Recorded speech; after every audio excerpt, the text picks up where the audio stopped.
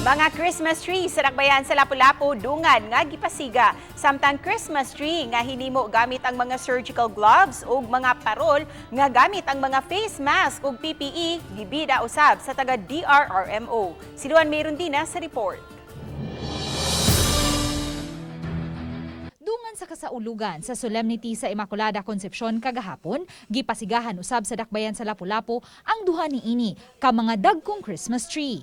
Ang usa nahimutang sa May Plaza Rizal, samtang ang usa nahimutang sa atubangang bahin sa City Hall.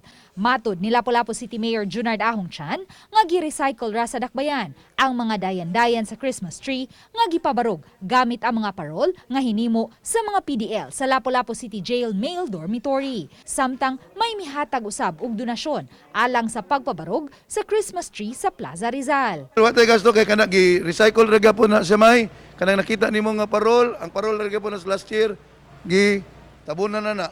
Why no cost from the city.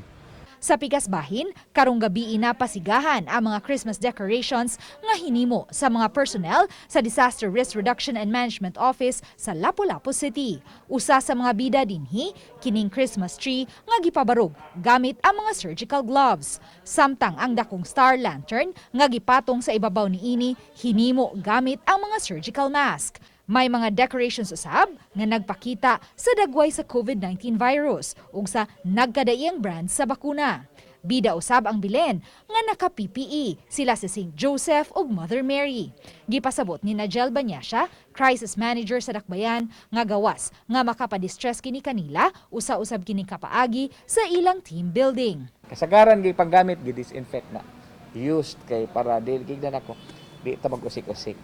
Uban ni Marlon Melgazo, Luan Merondina, Balitang Bisdak.